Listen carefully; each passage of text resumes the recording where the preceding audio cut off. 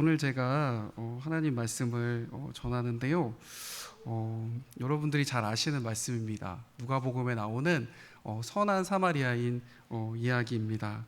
근데 제가 말씀을 전하려고 이제 10장의 말씀인데 9장, 11장 앞뒤로 이제 읽어보다가 재밌는 걸 발견했습니다. 예수님이 이 말씀을 전하시기 전에 먼저 사마리아에 가셨더라고요. 그래서 사마리아에 제자들을 끌고 갔는데 제자들이 먼저 앞서 갔습니다. 근데 사마리아에서 예수님을 거부했습니다. 예수님이 오신다는데 예수님을 영접하지 않겠습니다. 이렇게 해가지고 이 제자들이 화가 났습니다. 예수님께 달려와가지고 일러 바쳤어요. 예수님, 저 사마리아 동네에 하나님께 기도해서 불을 떨어뜨려 버릴까요? 그랬더니 예수님이 그러면 안 된다. 그러면 안 된다. 그러면서 예수님이 그 동네를 이렇게 돌아가셨어요. 그리고 나서 예수님이 또 이야기를 하십니다. 얘들아, 추수할 것은 많은데 일꾼이 굉장히 적구나. 내가 일꾼을 보내야겠다 하면서 70명의 사람들을 모으셔서 나누셔가지고 보내셨습니다.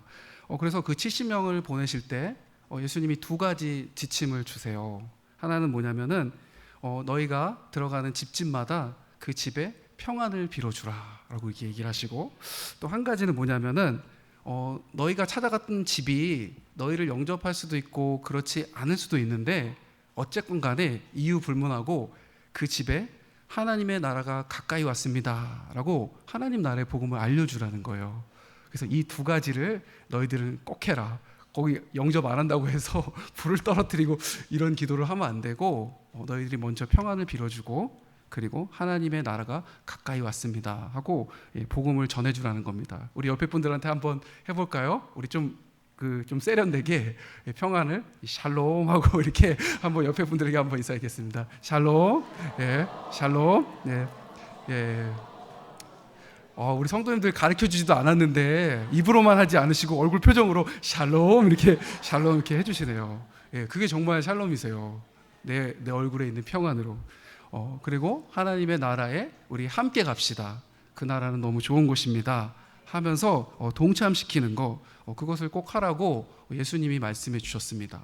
그 다음에 이렇게 했는데 제자들이 성공했어요. 예수님 말씀대로 했더니. 그래서 막 흥분돼가지고 예수님께 달려왔습니다. 예수님 말씀대로 했더니 귀신이 쫓겨갔습니다. 능력이 나타났습니다 하면서 막 예수님 앞에서 자랑했어요. 그랬더니 예수님이 하시는 말씀이 그거 자랑하지 마 그러시는 거예요. 무슨 말씀이세요? 귀신을 쫓아낸 거, 능력을 나타낸 거 자랑하지 말고 하나님이 너희와 함께 하셨음을 기뻐해라.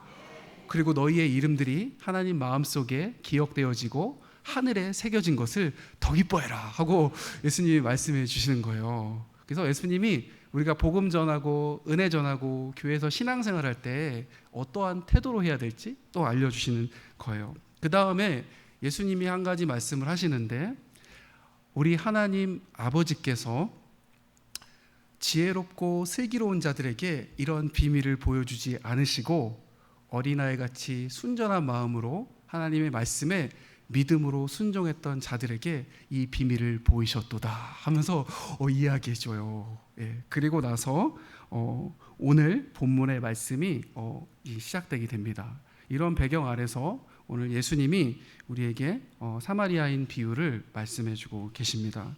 오늘 성경에 보니까 등장하는 두 명의 인물이 있습니다.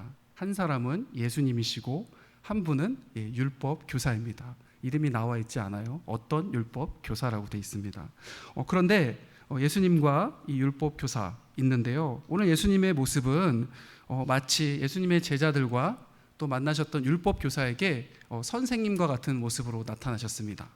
예수님 제자들이 길을 갈 때 지침을 주셨고 다시 돌아왔을 때 어떤 태도로 살아야 되는지, 어떤 마음가짐으로 살아야 되는지 가르쳐 주셨어요. 그리고 율법 교사가 어떻게 하면 예수님 영생을 얻을 수 있습니까? 이렇게 질문했을 때 지혜로운 답변으로 또 가르쳐 주셨어요. 오늘 예수님은 우리에게 선생님으로 오셨습니다.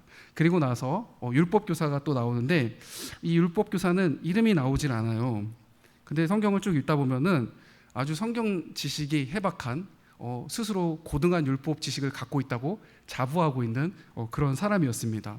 스스로 자기가 유명한 자라고 생각했는데 오늘 성경은 그를 무명한 자로 기록하고 있습니다. 내가 가진 지식, 내가 가진 성경의 능력 있었는데 나는 내가 유명하다고 생각했는데 오늘 성경에 보니까 어떤 율법 교사가 하면서 이름이 나와 있지 않아요. 우리가 스스로 유명한 척해도 때때로는 예수님을 그를 무명한 자로 보실 때도 있다라는 것입니다. 어쨌든 간에 이 율법 교사와 예수님이 오늘 이야기를 하는 장면이 있습니다. 제가 이 장면을 드라마로 오늘 찍었는데요. 제가 여기서 시연해 드리도록 하겠습니다. 예, 재밌게 한번 봐주시면 감사하겠습니다. 율법 교사가 말했습니다. 예수님, 어떻게 해야 영생을 얻을 수 있습니까? 이상합니까? 네, 그래서 들어주세요. 최대한 노력하고 있습니다. 예수님 말씀하셨습니다. 율법책에, 성경책에 뭐라고 써 있는지 보아라. 율법교사가 말합니다. 마음과 목숨과 힘을 다하여 하나님을 사랑하고 또 내 이웃을 자신과 같이 사랑하고 돼 있습니다. 확인해 보시면 알겠지만 아마 토시 하나 틀리지 않을 것입니다. 그렇다. 너의 답이 옳도다. 그렇게 하면 내가 영원히 살 것이다. 근데 예수님, 궁금한 게 하나 있는데 여기서 이웃이라고 하는 사람은 누구를 지칭하는 말입니까? 좋은 질문이야. 일단 내 이야기를 잘 들어보렴 하면서 예수님 말씀하십니다. 하루는 어떤 사람이 큰 도시 예루살렘에서 종려나무가 많은 여리고 성으로 내려가고 있었지. 그런데 갑자기 어디선가 험상궂게 생긴 사람들이 나타나더니 그 사람을 때리고 심하게 매질하여서 가진 모든 것을 빼앗고 심지어 입고 있던 옷도 다 벗겨갔지. 그는 상처와 그리고 뜨거운 햇빛 가운데 자신의 몸을 지킬 수가 없어서 고통 속에 신음하고 있었어. 그때 마침 예루살렘 방향으로 가고 있는 한 사람이 있었어. 그의 직업은 제사장이었지. 예루살렘에 가서 하나님께 예배를 드리기 위해서 제사장들만 입는 보석이 박힌 아주 거룩한 옷을 입고 있었어. 그런데 처음 보는 사람이 길에 쓰러진 채 피를 흘리며 개미만한 목소리로, 기어 들어가는 목소리로 자기를 부르고 있었어. 누가 날 좀 도와주세요. 강도를 만나서 이렇게 됐어요. 도와주세요. Please, somebody help me. 그런데 제사장은 말했어. 미안합니다. 저 지금 큰 성 예루살렘에 가서 많은 사람을 위해서 예배를 인도해야 됩니다. 지금 당신을 도와주면 난 예배 시간에 분명히 늦을 것입니다. 그리고 속마음 속으로 이런 생각을 품었습니다. 이 옷은 너무 좋은 옷인데 여기에 무언가 묻히고 갈 수가 없어. 저 알지도 못하는 사람을 위해서 내가 희생할 수는 없지. 그럴 수 없어 하면서 다시 옷 매무새를 고치면서 말했습니다. 조금 있으면 내 뒤에 나를 수행하는 레위인들이 올 것입니다. 그들에게 차라리 도움을 구하십시오 하고 횡하니 예루살렘으로 가버렸습니다. 정말로 제사장이 말한 대로 잠시 후에 레위인들의 무리가 그곳을 지나게 되었습니다. 이 사람은 또 있는 힘을 다 짜내어서 죽어가는 목소리로 여기요! 종려나무 여리고성으로 가다가 강도를 만났습니다. 저 좀 도와주세요. 저 좀! 이렇게 이야기했습니다. 그랬더니 레위인들이 이야기했습니다. 저희들은 제사장을 도와서 큰 성 예루살렘에 가서 예배를 준비해야 됩니다. 3,000명이 넘는 너무 많은 사람들이 오기 때문에 빨리 가지 않으면 그들의 분명히 불편할 것입니다. 우리 성전 서비스에 대해서 컴플레인이 들어올 줄도 모릅니다. 그러면 저희 직분이 위태로워지고 저희가 해직당할 수도 있습니다. 미안합니다. 집에 자식이 있어서 직업을 잃어버리면 큰일 납니다. 미안합니다 하면서 강도 맞는 사람을 지나쳐 가버렸습니다. 강도 만난 사람은 자신을 도와주지 않고 계속 지나가는 이 사람들을 보면서 마음속에 절망하게 되었습니다. 이대로 허무하게 이 길바닥에서 나는 이렇게 죽는구나. 이 세상은 정말 냉혹한 곳이야 하면서 갑자기 마음속에 강도를 만나서 매 맞을 때는 살려고 막 버텼는데 이제는 마음속이 허무해지고 공포와 서늘함들이 그를 뒤덮었습니다. 그때 저 멀리서 희미하게 동물인지 사람인지 알 수 없는 그림자가 하나, 아니 두 개가 다가오고 있었습니다. 그래서 이제 부르려고 하는데 목소리가 안 나옵니다. 점점 의식이 희미해집니다. 아무런 생각을 할 수가 없습니다. 다만 눈만 껌뻑껌뻑 감다가 이제는 눈마저 감아버렸습니다. 어둠 속에 기억을 맡긴 채 의식을 잃고 잠들어 버렸습니다. 그런데 눈을 떠보니까 깨끗하게 정돈된 침대 위에 누워 있습니다. 어떻게 된 일이지? 아직 내가 꿈을 꾸고 있는 건가? 힘들어. 다시 잠들었습니다. 그렇게 나흘 동안 잠들어 있었습니다. 정신을 차리고 보니 눈을 탁 떴더니 우리 교회 중에는 그런 분이 없는 것 같은데 우리 저기 지휘자님이 좀 약간 닮으신 것 같은데 이게 수염이 곱슬곱슬하시고 얼굴이 인자하게 생기신 배가 나온 아주 아저씨가 배는 안 나오셨어요? 배는 안 나오셨 미안합니다. 그런 분이 눈앞에 딱 서 있어. 물끄러미 쳐다보고 있는 거예요. 이제야 깨어났구려. 많이 배가 고프죠? 여기 양고기 스프를 좀 갖다 드릴 테니 이것을 드시오. 했더니 근데 여기 어딥니까? 여기는 여행자의 주막입니다. 먼 길을 여행하는 사람들이 잠시 쉬어가는 여관이죠. 얼마 전에 사마리아 사람 한 사람이 당신을 나귀에 태우고 와서는 선금을 치를 테니 당신을 잘 좀 돌봐달라고 하면서 이곳을 떠났소. 그 사람과 아는 사이가 아니었소? 사실은 저는 강도를 만나서 길에 쓰러져서 정신을 잃었던 사람입니다. 혹시 저를 도와주신 그분의 성함을 알 수 있을까요? 그랬더니 주막 주인이 이름을 말하지 않고 다만 깨어났을 때 당신의 친구가 다녀갔소 라고 말해달라고 했습니다. 그렇군요. 감사합니다 하고 제 드라마 잘 들으셨나요? 성경이 이렇게 돼 있지는 않습니다. 하지만 이렇게 읽으면 재밌죠. 예수님이 이 이야기를 마치시고 율법 교사에게 다시 물으십니다. 자, 이제 이야기를 잘 들었지? 내 생각에는 누가 이 강도 만난 사람의 이웃이 되겠느냐라고 물으셨어요. 그런데요, 율법 교사가 말하기 좀 싫은 것 같아요. 왜냐하면 사마리아 사람을 별로 좋아하지 않는 것 같아요. 사마리아인입니다 말하면 되는데 그렇게 말 안 하고 자비를 베푼 사람입니다 하면서 돌려서 얘기해요. 어쨌든 말했습니다. 예수님도 그에게 말합니다. 너도 그와 같이 하라. 그러면 너가 영생의 길을 얻을 것이다. 그렇습니다. 예수님은 오늘 율법교사가 누가 나의 이웃입니까? 라는 그 질문에 대해서 도리어 반대로 물으십니다.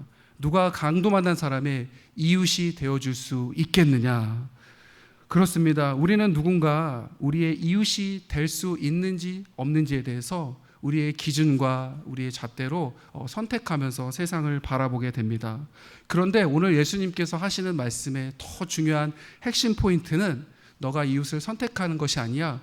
도리어 너가 누군가의 이웃이 되어주기 위해서 어떻게 살아가고 있느냐라고 주님은 되물으시며 말씀하고 계신 것입니다.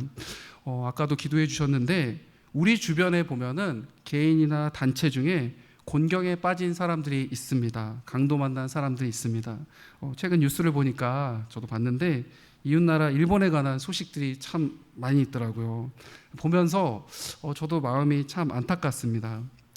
그들 우리 이웃나라인데 우리의 손을 이렇게 뿌리치는 척하면서 좋은 위치를 확보하려다가 도리어 양국 간에 굉장히 어색한 관계를 만들어 버렸습니다. 이전에는 협력하던 관계인데 이제는 배척하고 서로 긴장 관계 속에 이렇게 만들었습니다. 근데 이것을 볼 때 우리 자신도 그렇구나라는 생각을 가지게 되었습니다. 나 자신이 어떤 다른 목적을 가지고 상대방을 대할 때 또 저 사람을 내가 내 마음대로 조종하려고 할 때 그런 일이 생긴다라는 것입니다. 다만 주변에 어려움이 처해 있는 상황들을 찾아가서 그 사람들을 순수하게 돕고 주님의 말씀을 따라서 평안을 빌어주고 하나님의 나라에 동참할 수 있게끔 인도해 주라는 것입니다. 할렐루야. 우리가 해야 되는 것은 남을 조종하는 일이 아닙니다. 그의 평안을 빌어주고 그를 내 나귀에 태우는 것입니다. 여러분들, 하나님의 나라는 어떤 곳입니까? 제가 주일학교 때 많이 불렀던 노래가 있는데 이런 노래가 있어요. 사막에 샘이 넘쳐 흐르리라. 사막에 꽃이 피어 향내 나리라. 주님이 다스릴 그 나라가 되면 사막이 꽃돈산 되리. 사자들이 어린 양과 뛰놀고 독사굴에 또 손을 넣어도 장난쳐도 어린이가 장난쳐도 물지 않는 참사랑과 기쁨의 나라가 이제 속히 오리라. 이제 속히 오리라. 아멘. 일명 광야의 노래라고 불리우는 이 노래는 이사야서 11장에 나오는 성경 말씀을 옮겨 놓은 것입니다. 선지자 이사야가 메시아이신 주님이 이 땅에 오시면 펼쳐질 하나님의 나라에 대해서 예언하고 있는 것입니다. 하나님의 나라는 하나님이 주인 되셔서 다스리시는 곳입니다. 우리 하나님은요, 사랑과 공의와 평화와 생명의 왕이신 분이신 줄 믿으시기 바랍니다. 그래서 그곳에서는 누구도 다투거나 자기를 뽐내려고 하지 않는다라는 것입니다. 도리어 사자같이 거칠고 힘센 사람도 주님이 주시는 화평의 기쁨이 크다는 사실을 알고 양들하고 노는 거예요. 그리고 또 어린 양처럼 순진해 보이고 나약해 보이는 사람도요, 움츠러들지 않고 자신 있게 함께 뛰어노는 겁니다. 그리고 마음속에 상처와 지난날 아픔으로 인해서 사람들한테 막 공격받으면 고슴도치같이 사람들이 되는 것 같아요. 그래서 이제는 내가 공격당하지 않고 먼저 선제 공격, 입에 쓴뿌리 같은 독심 같은 말들을 서슴없이 날리던 그 사람이 하나님의 나라에 가면 그 장난꾸러기들, 말썽장이들 막 우리를 헤집어 놓는 그 장난꾸러기 어린이가 와도 웃음으로 넘기고 여유 있고 행복한 사람으로 살게 된다라는 것입니다. 누구도 서로를 향해 날카로운 이빨과 마음속에 삭힌 더러운 독침을 내뱉지 않는다라는 것입니다. 왜냐하면 그곳에는 모든 만물을 치유하시고 새롭게 해주시는 주님이 계시기 때문입니다. 할렐루야. 우리 주님은요, 완전히 죽어 없어져 바스라진 것도 새 것으로 재생하여 살리시는 주님이신 줄 믿으시길 바랍니다. 그러니까 싸울 일이 없어요. 집안에 뭐 하나 딱 깨트려가지고 꿀밤 때리지 않아도 됩니다. 깨진 것들을 온전하게 하시고 상한 것들, 굽은 것들을 펴시고, 그래서 우리 주님은요, 정말 하나님 나라가 그런 곳이라는 것을 보여주기 위해서 예수님을 보내셔서 33년간 그분의 생애를 통해서 우리에게 그 나라의 흔적들을 보여주셨습니다. 예수님이 이 땅에 오셔서 제자들을 가르치시고 하나님 나라의 복음을 전파하시면서 심령이 가난했던 사람들에게 천국의 소망을 얻게 해주셨습니다. 병들었던 사람들에게 그 병을 고쳐주시면서 이 병 고침뿐만 아니라 너희에겐 영원한 생명의 나라가 있단다 하면서 알려주셨습니다. 또한 귀신 들려 고통받고 포로됐던 사람들을 묶고 있던 그 모든 결박을 끊으시고 새로운 삶의 방식을 가르쳐 주셨습니다. 할렐루야. 하나님의 나라는 어떠한 상황과 형편 속에서도 주님이 우리와 함께 계시는 그 시간과 장소인 줄 믿으시길 바랍니다. 그리고 그 시간과 장소는 바로 저와 여러분들의 마음에서부터 시작되는 줄 믿으시길 바랍니다.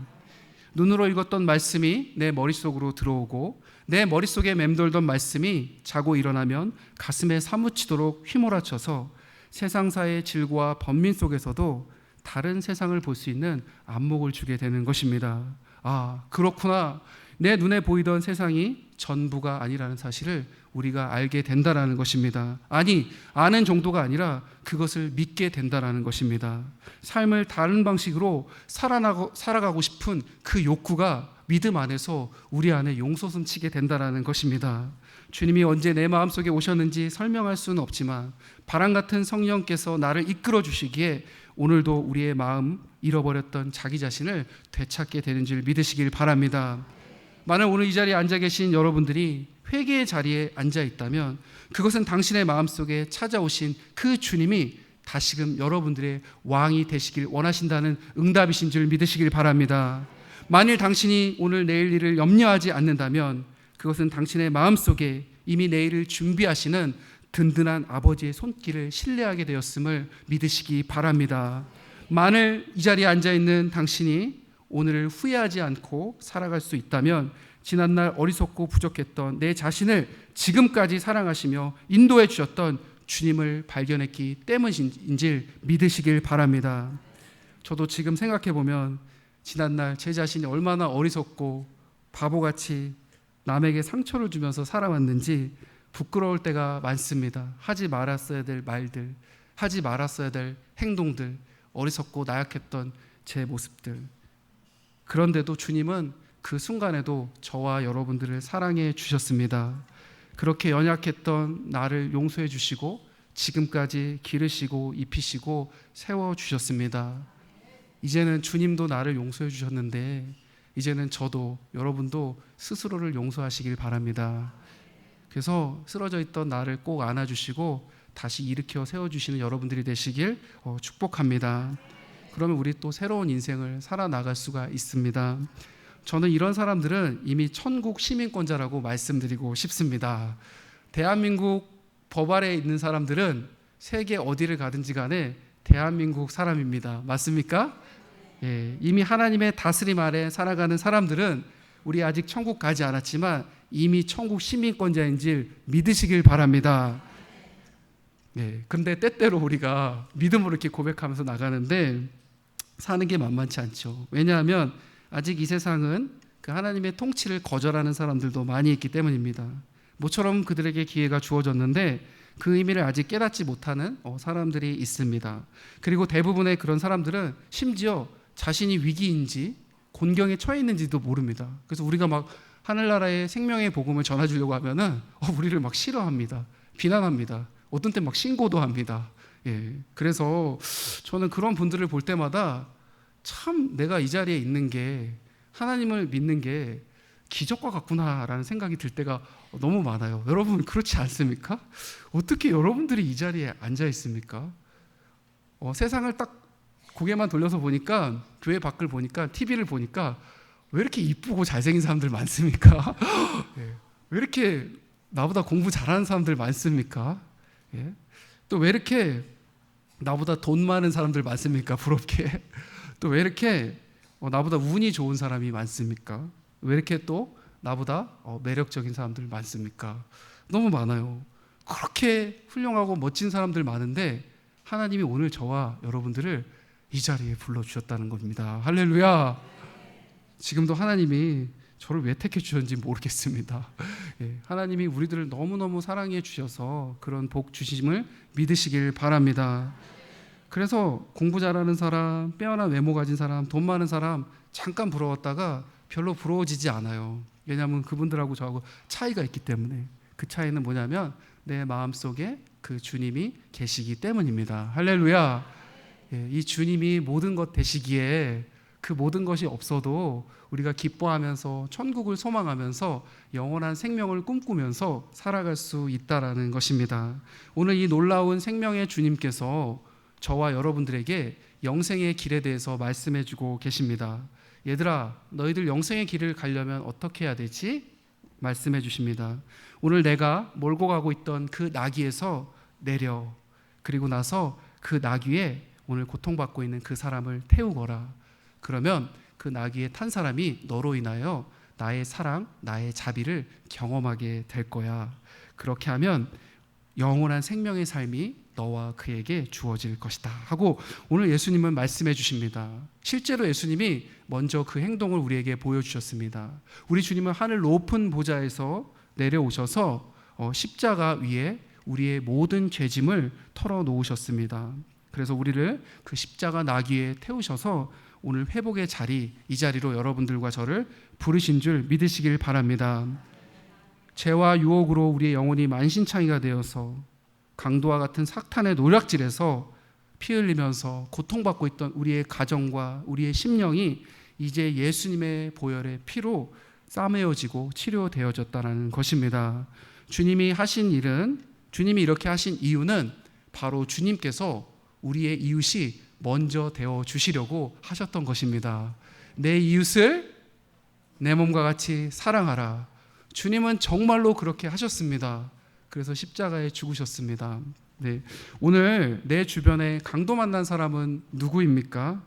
입시지옥, 경쟁지옥, 취업지옥, 외모지상주의, 물질 만능주의 속에서 혈연, 지연, 학연, 무련이 전부라고 생각하면서 살고 있는 사람들, 저는 그들이 강도 만난 사람이 아닐까 하고 생각해 봅니다. 마치 그것이 인생의 전부인 양 그 사탄의 속삭임에 여전히 무거운 짐을 지고 옆 사람을 돌볼 틈조차 없이 살아가는 수많은 현대인들의 모습이 바로 강도 만난 자의 모습이 아닐까라고 생각이 듭니다. 심지어 교회 안에서도 하나 되지 못하고 자기의 어떤 말과 또 분쟁에 휩싸여서 그렇게 안타깝게 하는 분들이 계십니다. 사랑하는 성도님들, 우리는 사탄에게 속으면 안 됩니다. 하나님 아버지의 마음은 우리가 서로에게 자비를 베푸는 마음인 줄 믿으시기 바랍니다. 우리가 서로에 대해서 감사하는 마음을 갖는 것임을 믿으시길 바랍니다. 교회의 머리는 오직 한 분 예수 그리스도이십니다. 나머지 사람들은 손에 손을 잡고 서로 연결되어서 하나님의 나라 복음을 이루어가는 사람들입니다. 우리 그런 의미에서 옆에 사람 한번 손 잡아 볼까요? 예, 한번 잡아보세요. 따뜻합니까? 네. 덥습니까? 땀납니까? 네. 예. 주님은 우리를 하나로 부르셨습니다. 아멘. 예. 여러분들, 근데 성경에 보니까 원수를 사랑하라고 하는데 여러분들 원수 잘 사랑하고 계시죠? 아니에요? 아니에요? 왜 주님 말씀 잘 안 듣고 사세요? 예. 어렵죠. 주님이 원수 사랑하고 했는데 원수 싫어요. 누구만 딱 생각하면은 싫어요. 막 가다가 그냥 팍 넘어졌으면 좋겠어요. 다리가 떡 분질러졌으면 좋겠어요. 막 마음속에 싫어요. 싫어. 아, 주님 다 사랑하겠는데 내가 저 사람만은 안 돼요. 주님 저 도저히 못하겠어요. 저는 못해요. 주님 하면서 우리가 이렇게 살아요. 그러면은 그냥 그렇게 살아야 될까요? 아니요. 주님 말씀하십니다. 원수를 사랑하라. 또 말씀하세요. 아, 주님 못하는 걸 왜 자꾸 하라 그러세요? 왜 자꾸 하라 그러세요? 예? 그런데 성경 말씀에 보니까 탕자라는 사람이 나와요. 탕자. 예. 탕자 어떤 사람입니까? 페류나예요. 페류나. 예. 아버지 재산을 가지고 가가지고 막 사업하다가 망한 것도 아니고 흥청망청 놀고 먹고 쾌락을 즐기다가 다 날렸어요. 누가 봐도 그냥 길거리에 가다가 죽었다고 해가지고 아무도 슬퍼하지 않을 것 같아요. 장례식에 가지 않을 것 같아요. 아유, 그 탕자 잘 됐어. 그 아버지, 어머니, 부모님 그렇게 오지게 속색이더만 근데 그렇게 될지 알았어 하면서 막 비난하는 사람, 그 사람 탕자예요. 죽어도 아무도 슬퍼하지 않고 손가락질 오히려 할 사람, 침 뱉을 사람, 그 사람이 탕자예요. 우리는 그렇게 하죠. 근데 아버지는 어떻게 하시죠? 예, 매일 동구 밖에서 기다리세요. 우리 아들 언제 오나, 우리 탕자 언제 오나, 우리 개똥이 언제 오나 하면서 계속 비가 오나 눈이 오나 기다리세요. 이것이 바로 오늘 우리 아버지의 마음인 줄 믿으시길 바랍니다. 탕자뿐만 아니라 오늘 저와 여러분들을 향한 하나님의 마음이에요. 마음. 그래서 우리가 옆에 사람들 볼 때 원수같이 보면 됩니까? 안 돼요. 하나님 아버지의 마음으로 바라봐야 될 줄 믿으시길 바랍니다. 예, 그렇게 해주시려고 예수님이 먼저 십자가에 죽으신 줄 믿으시길 바랍니다. 어려워요. 그래서 여러분들이 기도하셔야 돼요. 기도가 그래서 필요한 것입니다. 하나님, 오늘 내 안에 원수 맺은 것들이 있습니다. 하지만 나의 능력과 나의 지혜와 나의 힘으로 이것들을 끊어낼 수가 없습니다. 교회를 화목하게 할 수 없습니다. 그런데 십자가의 능력이신 주님, 십자가의 능력은 무엇이냐? 원수 맺은 모든 사슬을 끊어내는 것이 바로 십자가의 능력인 것을 믿습니다. 하나님과 원수 맺었던 죄인이 죄의 사슬이 끊어지고 하나님과 화목한 게 될 줄 믿습니다. 이웃과 이웃이 서로 시기 질투하며 미워했던 그 모든 것들이 하나님의 능력 안에서, 십자가 안에서 그 원수 맺은 미움의 사슬이 끊어질 줄 믿습니다. 하나님, 우리에게 능력이 없지만 주님의 십자가에 있는 이 모든 원수를 끊고 다시 사랑하게 하시는 하나님의 능력이 있음을 믿습니다. 아멘. 할렐루야. 여러분, 그래서 우리가 교회를 이끌어 나갈 때 우리의 능력이 아니라 오늘 우리 안에서 역사하시고 일하시는 십자가의 능력을 바라볼 때 하나님의 나라가 저와 이곳 가운데 이루게 될 줄 믿으시길 바랍니다. 우리의 눈으로 봤을 때 김지스 안 변할 것 같고 강지스 안 변할 것 같고 김건사 안 변할 것 같지만, 그러나 하나님은 여러분을 소망으로 바라보십니다. 탕자로 바라보십니다. 회복자로 바라보십니다.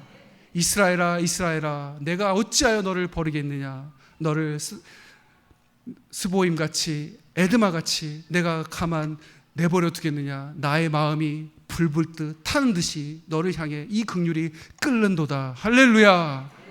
오늘 우리 주님의 마음은 이런 마음이시라는 것입니다. 시간이 돼서 남아있지만 제가 제 간증 하나만 하고 말씀을 마치도록 하겠습니다. 사실 저는 중학교 3학년 때 교회에서 중고등부 합쳐서 그 학생부의 회장이 되었습니다. 제 인생의 권력의 정점에 서게 되었습니다. 예, 아무도 제 말을 거역할 수가 없었습니다. 제가 말하면 그대로 해야 됐고, 저를 많은 학생들이 두려워했습니다. 또 저처럼 되고 싶다고 형님 하는 그 후배들도 있었습니다. 권력의 정점에서 저는 지하실에 내려가서 교회 지하실에서 기도를 합니다. 1시간, 2시간 막 방언으로 기도했습니다. 신령한 사람이었습니다. 그런데 어느 날 주보를 만들고 있던 우리 작은 소녀가 예, 중학생 소녀가 주보를 좀 못 만들었습니다. 그래서 제가 신령한 신의 음성으로 그 소녀를 다그쳤습니다. 소녀는 눈물을 흘리면서 밖으로 뛰쳐나갔습니다. 저는 아랑곳하지 않고 다시 주보를 가져와서 더 예쁘게, 더 멋지게 제가 만들어서 사람들에게 칭찬받았습니다. 어른들은 와서 역시 하면서 저를 칭찬해 줬습니다. 저는 제가 대단하고 괜찮은 사람이라고 생각하면서 그렇게 살았습니다.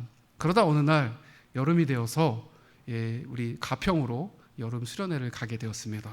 여전히 거기서 저는 어깨에 힘을 주고 방석을 깔고 이제 기도를 하려고 집회 시간에 무릎을 꿇고 기도를 하기 시작했습니다. 1분이 지났습니다. 주님, 이때쯤이면 방언이 터져 나와야 되잖아요. 옆에 교회 이제 수련회 처음 나온 애들도 울면서 기도하는데 좀 뭔가 해야 되지 않을까요? 주님, 은혜를 주세요 하고 기도했습니다.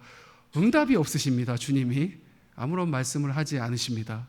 막 기도했습니다. 10분이 지나고 20분이 지나도 도무지 무슨 말을 해야 될지 떠오르지도 않고 마음이 답답해지기만 합니다. 저는 너무 자존심이 상하고 화가 나가지고 옆에 있는 방으로 들어가서 문을 닫고 이불을 뒤집어 썼습니다. 이거 뭐야? 주님, 왜 이러세요 저한테? 저 회장이라고요. 주님, 알잖아요. 어떻게 해요 이 체면이. 그래서 주님을 막 항의하고 있었습니다. 근데 한참 있다가 누가 제 무릎을 막 흔들고 있었습니다. 누구지 하고 이불을 들고 봤더니 저희 누나가 울면서 무릎을 붙잡고 막 기도를 하고 있습니다. 그래서 왜 이래 그랬더니 너 왜 그러니 하면서 막 울면서 기도를 해요. 나가기 싫었지만 다시 문을 열고 나가서 방석을 다시 깔고 무릎을 꿇고 기도하는데 도무지 아무 말도 생각이 안 납니다. 그때 처음으로 저는 제 마음속에 진심으로 기도를 했던 것 같아요. 딱 2마디 했는데 이렇게 말했습니다. 주님, 뭘 해야 될지 모르겠습니다. 주님, 저를 도와주세요. 그 2마디를 딱 했는데 갑자기 제 마음속에 있는 어둠에서부터 빛이 쫙 올라오더니 필름 같은 사진들이 이렇게 지나가는 거예요. 뭐지? 봤더니 어린 시절에 동네에서 옷도 안 입고 빨개 벗고 과자 들고 돌아다니던 그 제 사진이 막 있어요. 막 지나가요. 그래서 이거 나도 기억을 못하는 이것들이 막 있네. 근데 그게 쭉 지나가는데 갑자기 그걸 보고 있는데 제 코끝이 막 찡해지는 거예요. 갑자기 눈물이 찔끔찔끔 나는 거예요. 왜 이러지? 하면서 갑자기 막 눈물을 막을 수가 없는 거예요. 막 계속 막 흐르는 거예요. 막 그래서 갑자기 막 통곡을 하게 됐어요. 울다가 마음속에 딱 드는 생각이 그렇구나.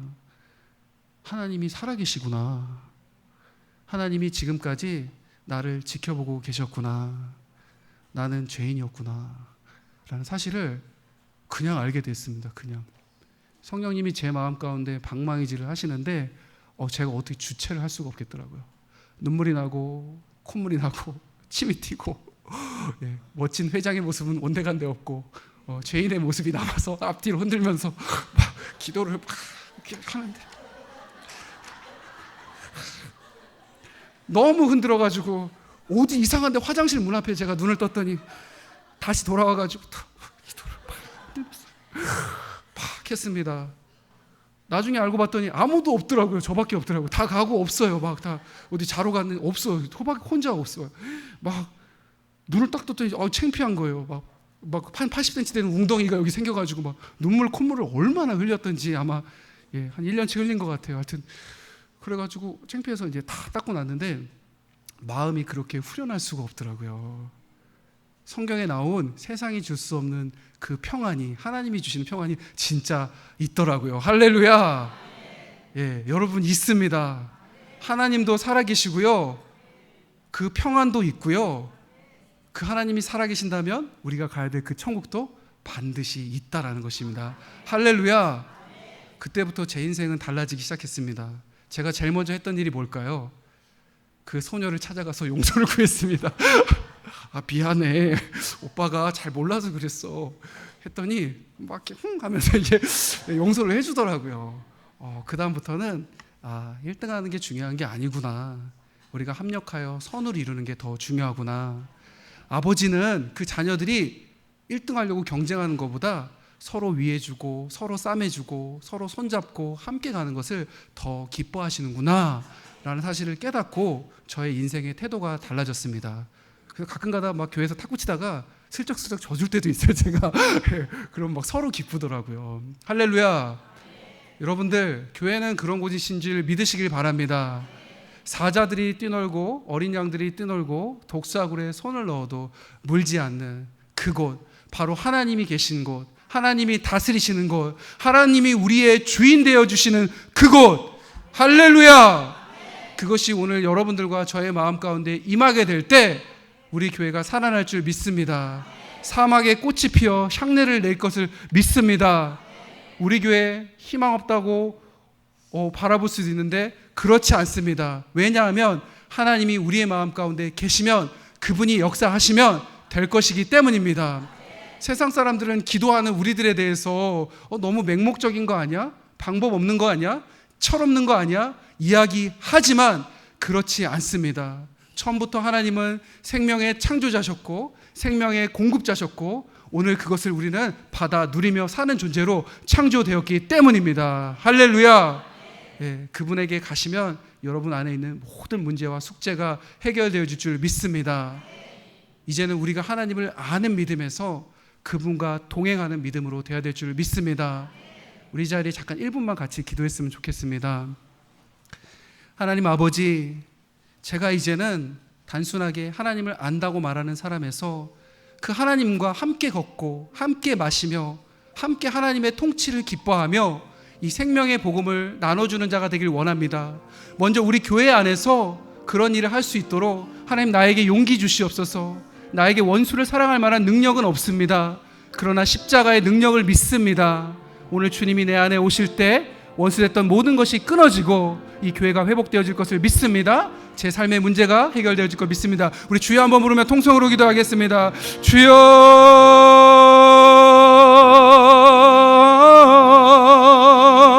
사랑의 주님, 놀라우신 주님, 오늘 우리의 마음 가운데 생명으로 찾아오신 것을 믿습니다. 성령 하나님, 이 시간 주님을 만나는 모든 자들의 마음 가운데 주님의 평안을 부어주시옵소서.